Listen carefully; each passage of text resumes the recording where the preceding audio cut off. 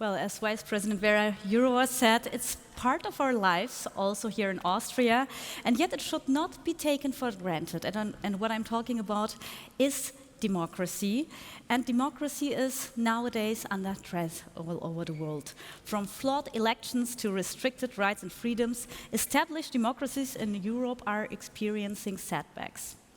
So how can we, in times of polycrises and wars, safeguard the values of our democracies? And how can people's rights be protected, even in challenging times like these?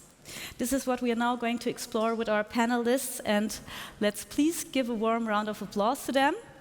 So joining us, María Andreescu, virtually, economist and Eastern Europe and Russia coordinator at the World Inequality Lab, specializing in research on income equality in the region. Welcome to you, María Andreescu.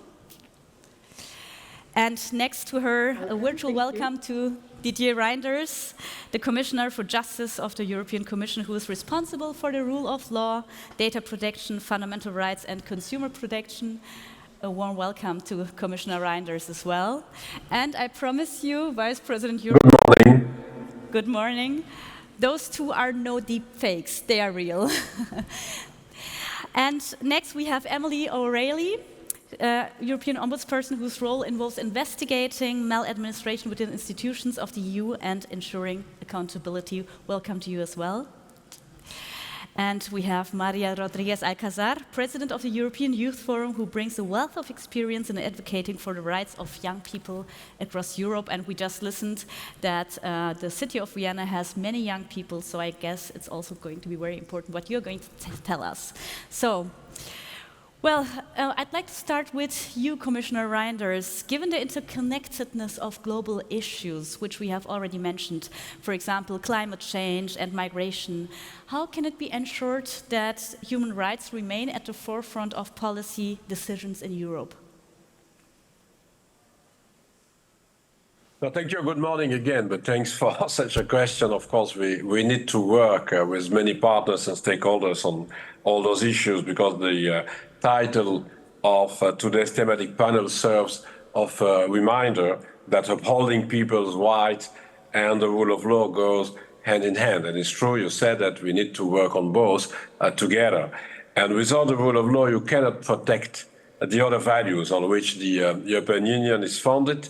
And in this context, I have listened to the Secretary General of the Council of Europe. It's very important to try to expand and to extend the reference to the values to many other partners, candidate countries, but not only. And it's true that for the moment we are working with 46 countries on the continent in the same way.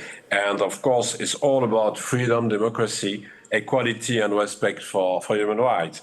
In order to protect people's rights, it is therefore essential to protect again the rule of law. And I'm very proud that since 2020 it was possible in the European Commission to discuss and then to publish the rule of law report. You know that we have tried to strengthen a preventive tool about the rule of law and to organize a real discussion on the rule of law in all the member states of the EU. And so now we are monitoring the situation of the justice system, the fight against corruption, the media pluralism and media freedom, but also the different checks and balances in the institutional order in the 27 member states. And it's possible to do that due to the collaboration with many stakeholders, many country visits, discussions with the member states, and a good collaboration with the Fundamental Rights Agency, not only in the preparation of the report, but also in the way to organize debate on the results of the report.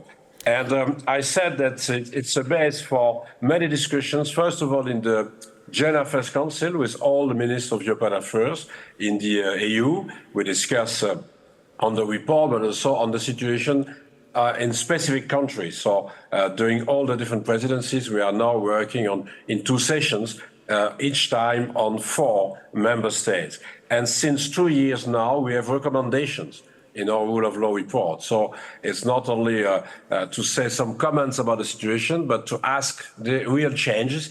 And 2/3 of our recommendations are implemented fully or partially. So it's a real progress. But of course, what is important is to maintain the rule of law Yeah. Sorry to interrupt. Could you maybe give some examples, concrete, how your cooperation looks like, to dig in a bit deeper? But no, that differ from one member state to another one. So we try to change different kind of legislations or different kind of legal order. To give you a very beautiful example, in Luxembourg, it was possible to change the constitutions after 2-3 years of debate to organize a real council for the judiciary, so to be sure that it's possible to have an independent body in charge of the appointment of the judges and then the disciplinary regime of the judges. In the same way, in the same constitution, it was possible to introduce an independent prosecutor office. We try to do the same for the moment in Spain, so we are in a dialogue. I will have a third meeting with the two main political parties in Spain this week in Strasbourg to try in such a way to do the same, to organize the renewal of the Justice Council in Spain, so to be sure that it's possible again to restart the process of appointment of judges in a more independent way if we have the capacity after the renewal to organize a reform. That's a series of very good examples that we have in different ways to change the legislations. Of course, if it's not enough, we need to use other tools. And so we have introduced a lot of infringement proceedings about the non-independence of the justice system in the country like Poland during many years, and we have had the success before the Court of Justice.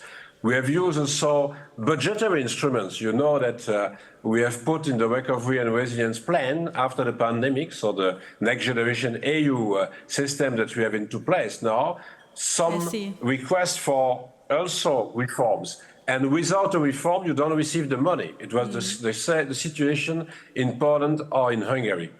Yeah, I've seen you nodding a lot, Emily O'Reilly. So what do you think? What could be done so that human rights remain at the forefront of European policy?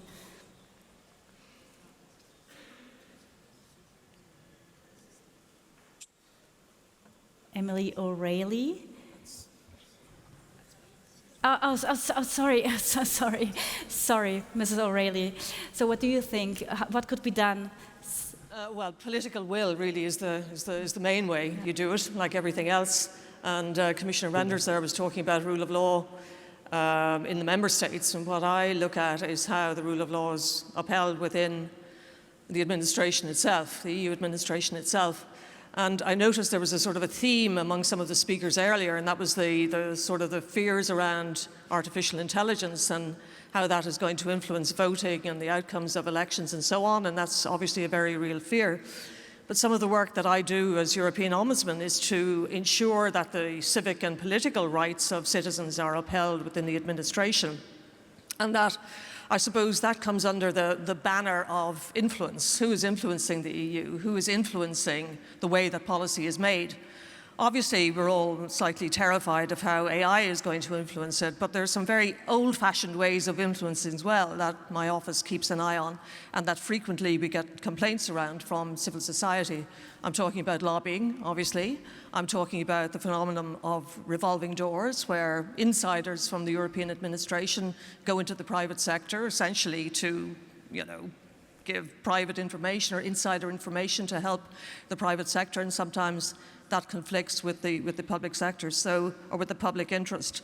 We've also dealt with complaints specifically in relation to that around the European Defence Agency and the European Banking Authority. In the case of the European Banking Authority, we had the head of that, or the former head of that, revolving to become to take up a big position in Europe's biggest financial lobbying centre, so you can see how that's problematic in relation to influencing.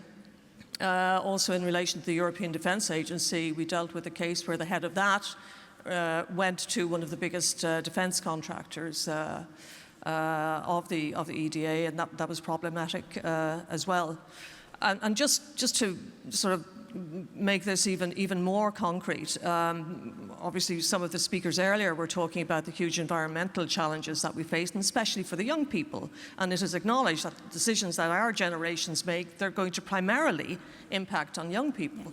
So obviously the EU has a very ambitious Green Deal, but in the last few weeks we've seen it slightly watered down, arising out of protests from farmers. We had a quite violent one in Brussels just 2 weeks ago.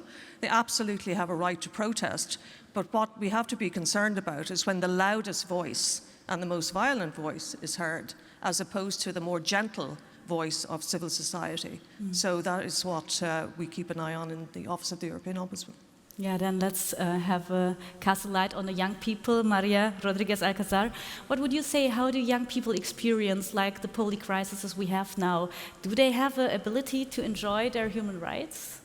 Yeah, thank you for this question, and also let me say that we are very happy that this Fundamental Rights Forum is also a space for young people where we can talk about our rights.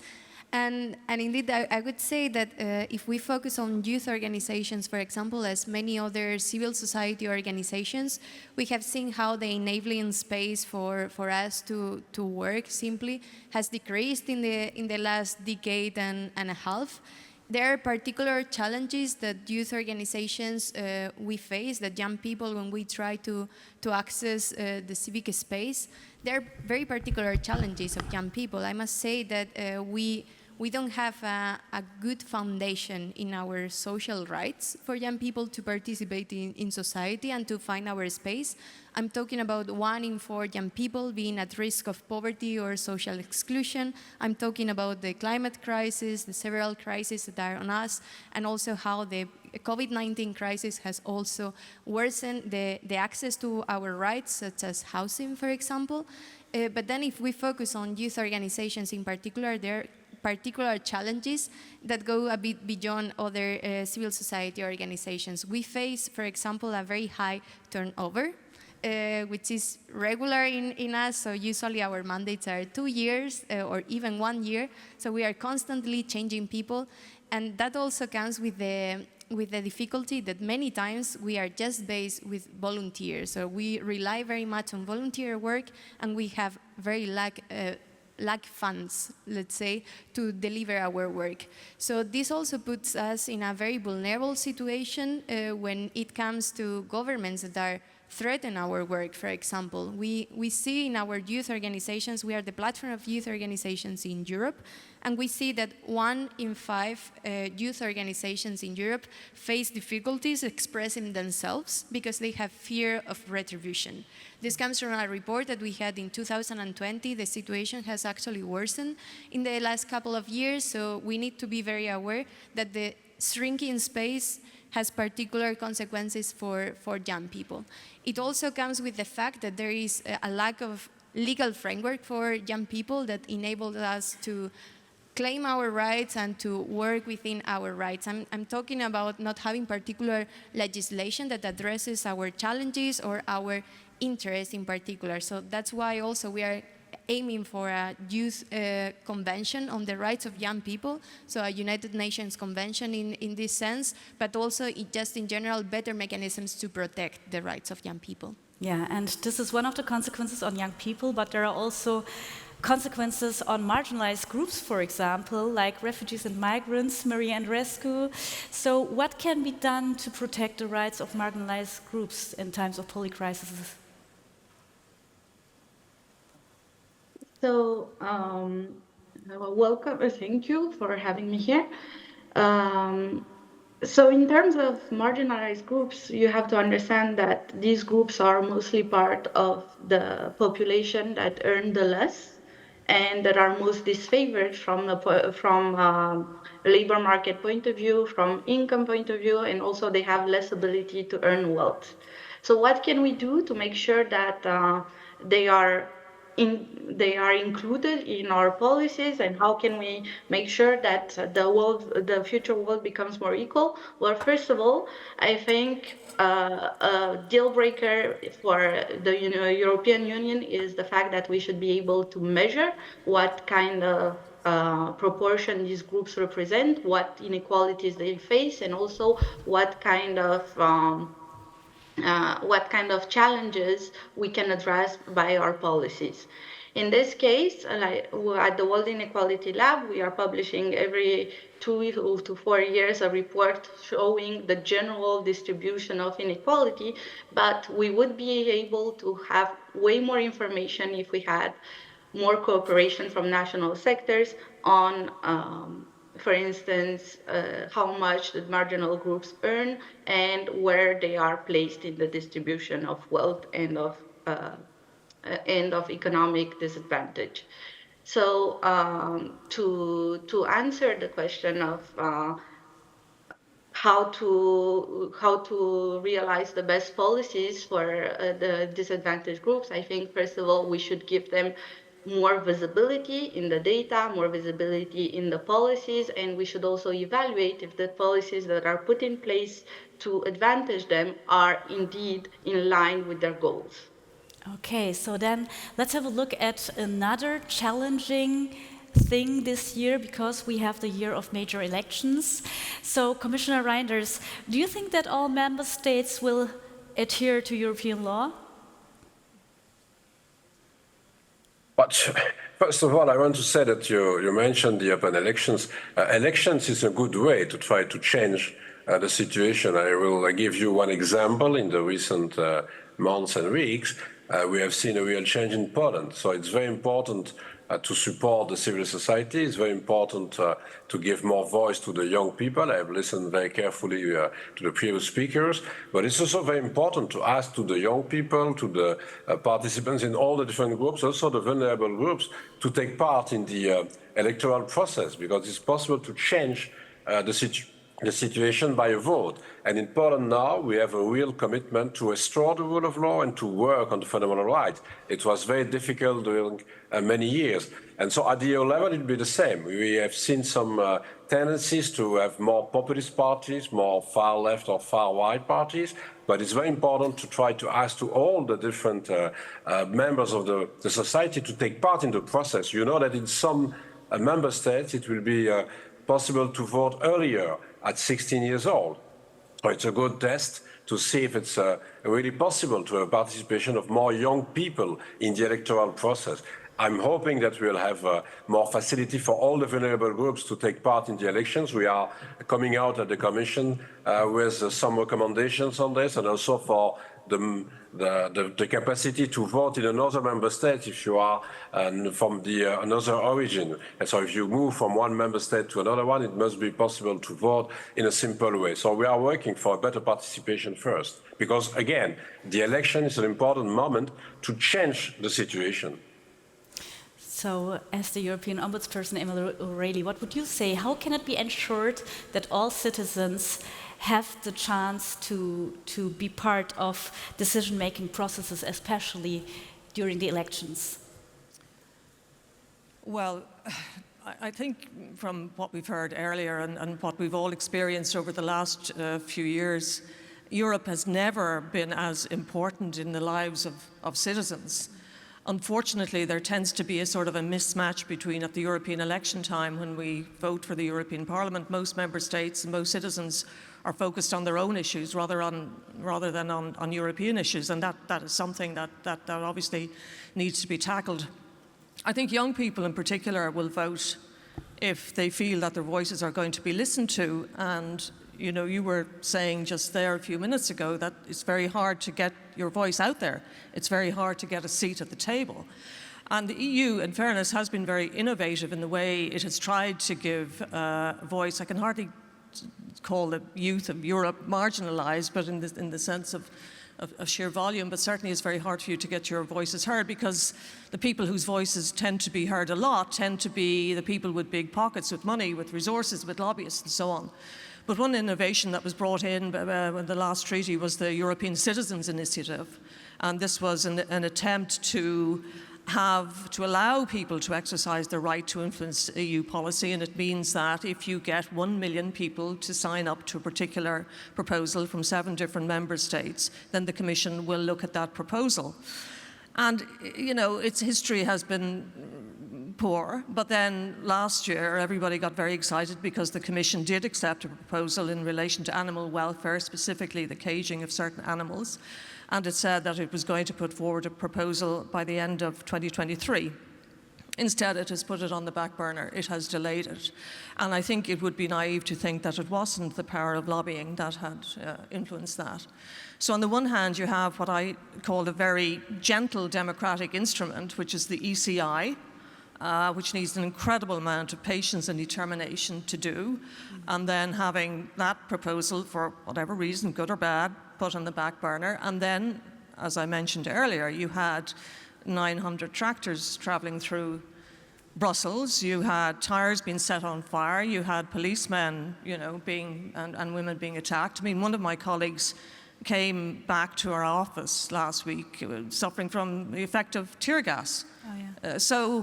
And the end result of that was that the farmers' leaders got to speak with members of the Council of Ministers. So what message does that send out in relation to the actualization of the civic and political rights of people, and particularly young people, because they are going to inherit the earth that we have created? Yeah, exactly. So let's cast light again on the young people. What would you say, María Rodríguez Alcázar, how do the young people view the upcoming elections regarding their rights, for example? Well, we are actually working very much for the European Parliament elections. Our members that are the national youth councils of all the countries in Europe and the European and international NGOs for youth. We are very much concerned on how will be the vote of young people and how they will go to the polls. So we are encouraging young people to actually go vote and also to have a critical thinking on the different party manifestos. But further than this, we are engaging with the different political parties also for them to address the needs, the challenges, the interests of young people in their manifestos, to make sure that they are also caring about the topics that are important for us.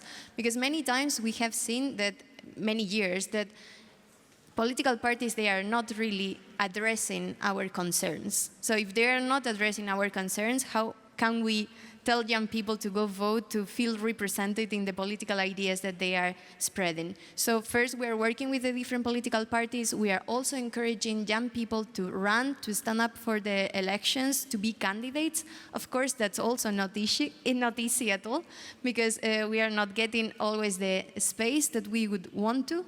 But further than this, also, we are spreading a lot of information about the elections. We will be evaluating the different manifestos, and we are also gathering an event of 1,500 young people in Brussels to train them on what the elections means and also to make them spread the word in their communities. So we are very hopeful, and we hope that also young people will show the trend that we saw in 2019, where more young people were out there to vote. But I think it's important that the different European countries, they take steps, as we saw in Germany or Belgium, that now they will allow voting from 16 years old. And I think this is a very positive tool. We will see also how it is in place now for the European Parliament elections, but also showing following the example of Austria or Malta, that they already have them at different levels. But further than this, participation for young people and for any person in society is not only during the elections, and what we really claim for is more mechanisms for participation in a regular basis. We are constantly seeing many tokenism exercises, many participation processes that are really fake, that they don't have a real purpose, that they don't engage with young people meaningfully. So we want to be engaged in processes where we can actually see that there is a change that we can bring. So that's also one of the demands that we bring at all different levels, from the Commission to the different local, regional, national governments. We want mechanisms for youth participation that really take our voice and give us feedback about it, that they use the conclusions of those mechanisms. Then now let's have a look at the rising authoritarian tendencies. Commissioner Reynders, what can be done to strengthen the resilience of democratic institutions and prevent democratic erosion? Oh, maybe you are... I will yes, unmute. now we hear.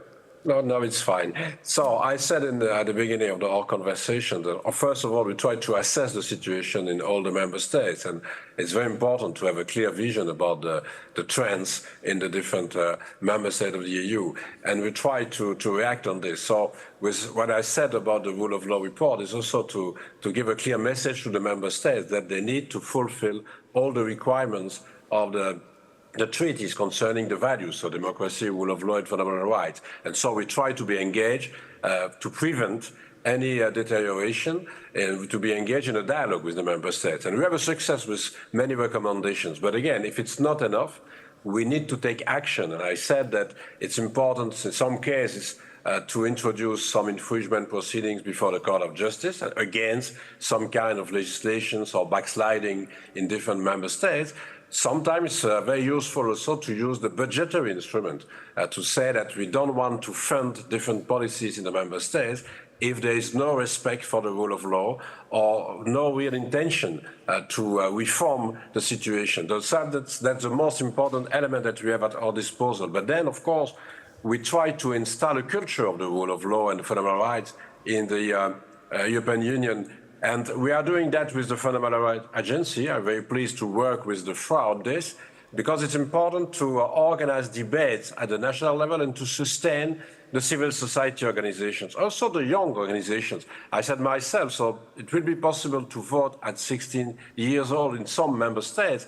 It's also possible to participate on the list, but it's not enough. It's also important to take part in all the other processes, also at the local level. We'll have local elections in many member states in the next months, but then also to sustain the civil society and the civic space. And we are doing that with funding coming from the EU. We have more than 800 million for the 3 next years to sustain to support the different activities of civil society organizations.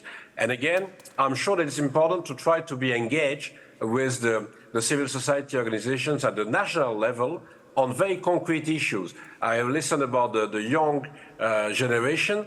If there is a recommendation dedicated to a request from the young generation, why not to engage a real debate with all the different stakeholders? So the authorities, of course, but also the civil society organizations and the young organizations. And it's that we try to do. We have not only discussions with the authorities, parliament, government, or European institutions. We try to engage a real dialogue in the member states now with all the participants, also civil society. And I want to thank again the Fundamental Rights Agency, because we have worked together in such a way to take around the table more partners than just the authorities. So, María, Rodríguez, Alcázar, how does the Youth Progress Index correlate with democracy and civic space, for example? Can you give us maybe relevant data that supports this? Yeah, thank you for this question. We have this Youth Progress Index that is a set of indicators on the quality of life of young people worldwide. And this is actually the most comprehensive assessment tool for young people, for the situation of young people in the world. So regarding democracy and civic space, what we see is that the freedom for peaceful assembly has really decreased all across the world, especially for young people in the last decade. So we have a comparison between 2011 to 2023. And we can see very clearly this tendency on how peaceful assembly, this freedom for young people has decreased. But also freedom of expression is really one of those indicators that we see very clearly as well, the decrease. Not only in Europe, but all across the world. As I mentioned, we only see that it's a bit better actually in Central Asia and Latin America, with the exception of some countries, of course. So these tendencies are not positive at all, but we can take a very positive sign from our report, from this Youth Progress Index, that I encourage you also to visit the website and to play a bit with the different indicators, because you will see like very insightful information.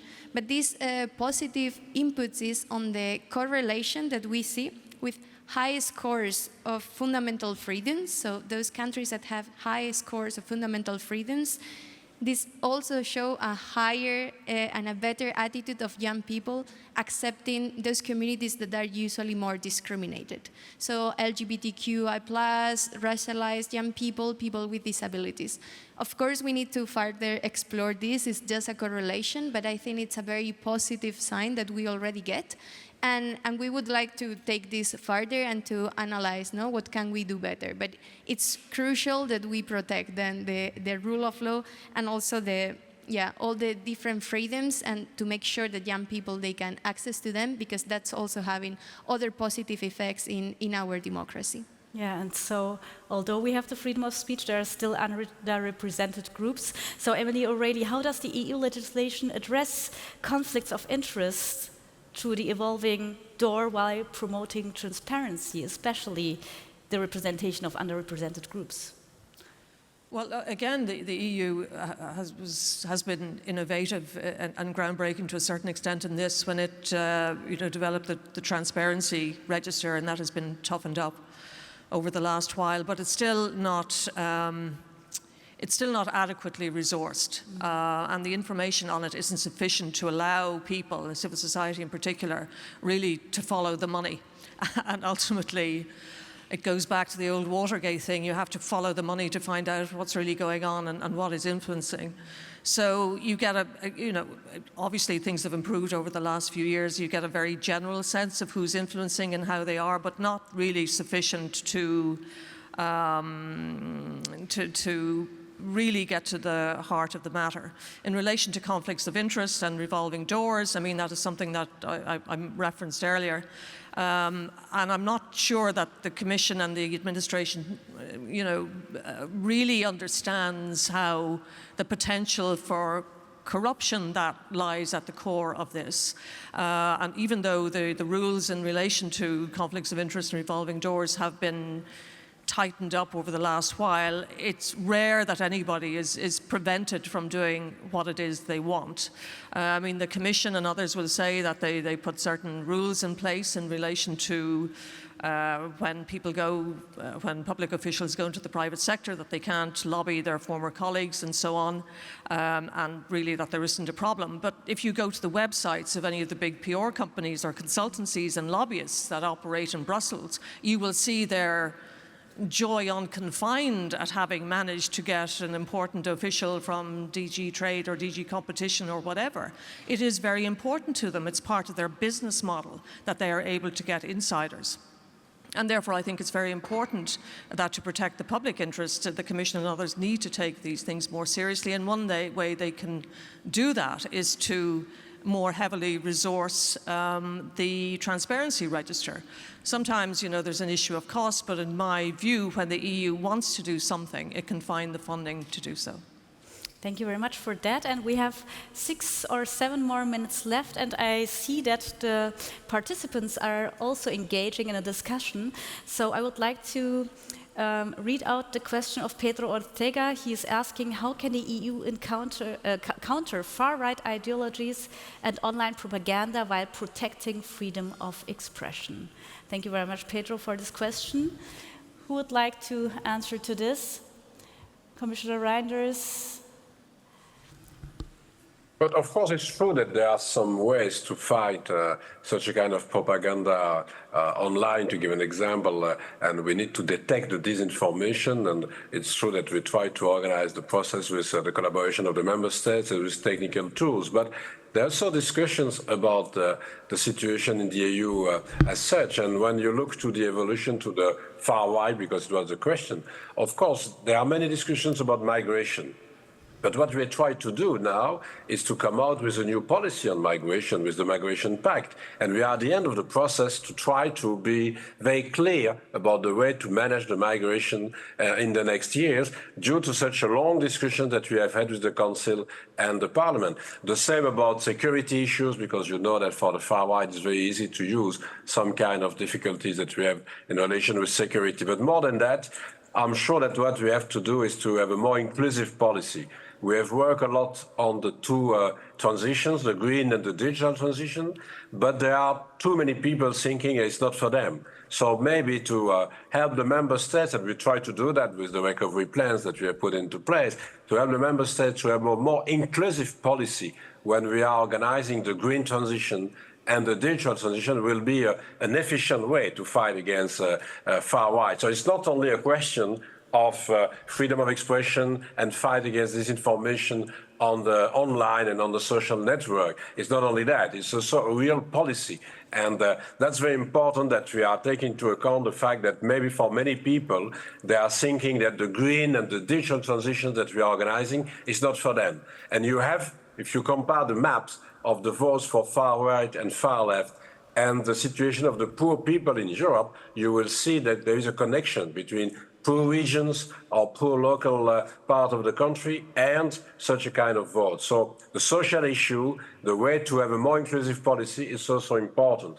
But of course, if you are speaking about far right, we need to fight against disinformation, and certainly coming from different kind of foreign actors.